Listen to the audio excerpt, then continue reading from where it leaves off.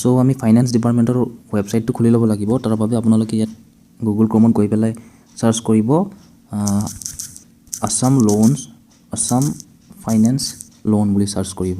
So Assam finance লোনছ বুলি search কৰাৰ পিছত আপোনালোকে ইয়াতে প্ৰথম লিংক এটা পাব loan subsidy government of Assam. So তাত ক্লিক কৰিব। তো তাত ক্লিক কৰাৰ পিছত এনেকুৱা এটা ইণ্টাৰফেচ আহিব যেটো ফাইনেন্স ডিপাৰ্টমেণ্ট গভৰ্নমেণ্ট অফ আসামৰ ৱেবছাইট হয়। সো তাত প্ৰথমতে আপোনালোকে দেখা পাব অভিনন্দন এডুকেশ্যন বুলি।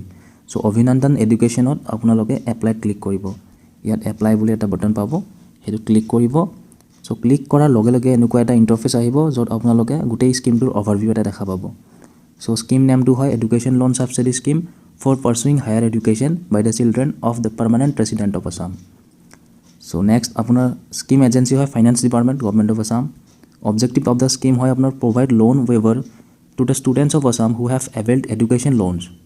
সো মনত ৰাখিব যিসকল কেণ্ডিডেটে অলৰেডি এডুকেশ্যন লোন এপ্লাই কৰি থৈছে বা চেংচন হৈছে, ঠিক আছে, এইটো ছাবচিডি নিউ এপ্লিকেণ্টৰ কাৰণে নহয়। যোনে অলৰেডি লোন পাইছে বা যাৰ অলৰেডি লোন চেংচন হৈ আছে তেওঁলোকেহে ইয়াৰ বেনিফিচিয়াৰী হ'ব পাৰিব। সো বেনিফিট হ'ব আপোনাৰ one time subsidy of ₹50,000 Indian ₹50,000 shall be deposited in the loan account. So loan একাউণ্টত এটা ₹50,000 দিয়া হ'ব। So whatever is your loan amount, কিন্তু আপুনি 50,000হে অনলি পাব। সো আপুনি 1 লাখ 2 লাখ 3 লাখ যিয়ে লোন আপুনি নাই লোৱা কিয় আপুনি অকল 50,000হে ছাবচিডি এটা পাব, ঠিক আছে। সো ইলিজিবিলিটি ক্ৰাইটেৰিয়া আকৌ এবাৰ আমি পঢ়িছোঁ। So applicant should be permanent resident of Assam, স্থায়ী বাসিন্দা হ'ব লাগিব, আৰু আপোনাৰ লোনটো যিকোনো কমাৰ্চিয়েল বেংক বা যিকোনো regional rural bank like Assam Gramin Vikash bank তেনেকুৱা বেংকৰ পৰা লোৱা হ'ব লাগিব। কোনো ইনকামৰ ক্ৰাইটেৰিয়া নাই ইয়াতে। Education loan sanction before 31 March 2019। সো 2019ৰ 31 মাৰ্চৰ আগত যিবোৰ লোন চেংচন হৈছিলে 1 লাখ বা তাতকৈ অধিক, সো সেইবিলাক চেংচন হোৱা লোন বা তাৰ বাবে যিখিনি এপ্লিকেণ্টে এপ্লাই কৰিছিল তেওঁলোক এলিজিবল হয়। তাৰপিছত নেক্সট আছে আপোনাৰ for all education loan sanction since 1 April 2019।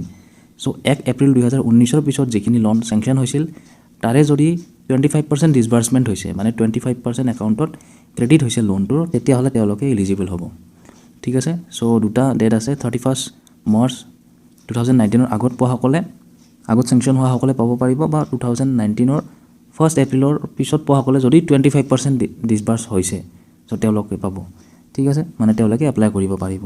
So beneficiaries already benefited under Vidyalakshmi scheme. So এটা বিদ্যালক্ষ্মী বুলি স্কিম আছে। সো সেই স্কিমটোৰ অধীনত যদি আগতেই যদি তেওঁলোকে বেনিফিট পাইছে, আগতে যদি এইটো স্কিমত তেওঁলোকে বেনিফিচিয়াৰী হয়, তেতিয়াহ'লে তেওঁলোকে অভিনন্দন স্কিমৰ অধীনত এই স্কিমটো লাভ কৰিব নোৱাৰিব। So loan account must not be under NPA status. So কোনো আপোনাৰ NPA মানে নন পাৰফৰ্মিং এছেট যিটো থাকিব নোৱাৰিব, ঠিক আছে, ক্লিয়াৰ থাকিব লাগিব লোন একাউণ্টটো। সো এইখিনি ক্ৰাইটেৰিয়া যদি ফুলফিল হয় তেতিয়াহ'লে আপুনি এই স্কিমৰ লাভ উঠাব পাৰিব। তাৰোপৰি ইয়াত এনেকৈ এটা ডিক্লেৰেশ্যন থাকে, I have not availed loan subsidy under Vidyalakshmi scheme. So ইয়াত যদি আপুনি ন' বুলি দিয়ে, সো আপোনালোকে য়েছ বুলি দিব, য়েছ বুলি দিলে আপুনি এপ্লাই কৰিব পাৰিব। যদি ন' বুলি দিয়ে তেতিয়াহ'লে ইয়াত লেখা আহিব যে you are not eligible for education loan subsidy. So ইয়াত য়েছ বুলি মাৰিব লাগিব, তাৰমানে আপুনি আগতে বিদ্যালক্ষ্মী যিটো স্কিম তাৰে বেনিফিট পোৱা নাই, ঠিক আছে। সো এইটো দিয়াৰ পিছত আপুনি গোটেই ফৰ্মখন পাব। সো ফৰ্মখন একো নাই, চিম্পুল হয় ইয়াতে। সো এপ্লিকেণ্টছ নামটো লাগিব আপোনাৰ, middle name, last name, father's name দিব লাগিব। তাৰপিছত যদি লোকেল গাৰ্জেন আছে, এইবিলাক নাই যদি লোকেল গাৰ্জেন আছে হোষ্টেলত থকা ল'ৰা ছোৱালীৰ কাৰণে বা বাহিৰত পঢ়ি থকা ল'ৰা ছোৱালীৰ কাৰণে লোকেল গাৰ্জেন। তাৰপিছত ডেট অফ বাৰ্থ, জেণ্ডাৰ গোটেইখিনি ফিল কৰিব লাগিব, permanent address, state, district, pincode গোটেইখিনি ফিল কৰাৰ পিছত আপোনাৰ mobile number, alternate contact number, PAN number, ঠিক আছে, এইটো ইম্পৰ্টেণ্ট হয়।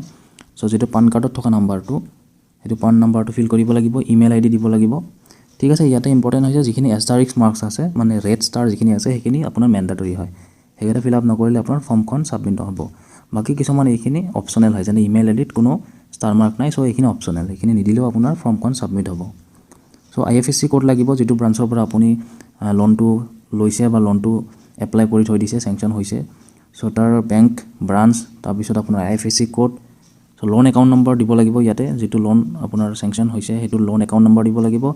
তাৰপিছত লোন চেংচন এমাউণ্ট, কিমান চেংচন হৈছে সেই এমাউণ্টটো আপুনি দিব লাগিব, কিমান তাৰিখে চেংচন হৈছে সেইটোও দিব লাগিব। সো এইখিনি দিয়াৰ পিছত আপোনাৰ ছাপৰ্টিং ডকুমেণ্টছ কিছুমান বিচাৰিব। সো ছাপৰ্টিং ডকুমেণ্টছৰ পিছত আপোনাৰ যিটো প্ৰুফ আছে, কিবা যদি লোনটোৰ একনলেজমেণ্ট কিবা আপোনাক দিয়া হৈছে বা চেংচন লেটাৰ যিখিনি আছে সেইখিনি আপুনি স্কেন কৰি পেলাই ইয়াত আপলোড দিব লাগিব ঠিক আছে এড্ৰেছ প্ৰুফ আপোনাৰ ড্ৰাইভিং লাইচেন্সে হওক বা আপোনাৰ ভোটাৰ আইডি হওক গোটেই এড্ৰেছ প্ৰুফ যিকোনো এটা হ'ব পাৰে আপুনি ইয়াত দিব পাৰে চুজ কৰি পেলাই ইয়াতে ড্ৰাইভিং লাইচেন্স বাই ডিফল্ট দিয়া আছে যদি নাই আপুনি ইয়াতে ক্লিক কৰিলে আপুনি বেলেগ অপশ্যন পাই যাব এড্ৰেছ প্ৰুফৰ কাৰণে আৰু পান কাৰ্ড দিব লাগিব এজ আপোনাৰ আইডি প্ৰুফ চ' পান কাৰ্ড দিব লাগিব ইয়াতে পান কাৰ্ডখন স্কেন কৰি আপুনি ইয়াতে গৈ পেলাই আপুনি স্কেন কপিত চুজ ফাইলত গৈ পেলাই আপুনি গেলাৰীৰ পৰা আপলোড দিব লাগিব ঠিক আছে এইখিনি বস্তু আপলোড দিয়াৰ পিছত গোটেইখিনি ডকুমেণ্ট আৰু গোটেই ডিটেইলছখিনি এবাৰ ভেৰিফাই কৰি ল'ব লোৱাৰ পিছত তলত গৈ পেলাই ইয়াতে ডিক্লাৰেশ্যন বুলি এটা ষ্টেটমেণ্ট আছে তো আপুনি ইয়াতে ক্লিক কৰিব লাগিব চ' আপুনি ডিক্লেয়াৰ কৰিছে যে গোটেইখিনি ইনফৰমেশ্যন আপোনাৰ কাৰেক্ট আৰু ট্ৰু হয় সঁচা হয় আৰু আপুনি তাৰপিছত ছাবমিট বা ছেভ মাৰিব লাগিব ছেভ মাৰাৰ পিছত এবাৰ আৰু ৰিস্ক্ৰুটিনাইজ হ'ব যিহেতু মই ডাটাখিনি ইয়াতে আপলোড নাই দিয়া গতিকে মই দেখুৱাব পৰা নাই আপোনালোকে ছেভ কৰাৰ পিছত ইয়াত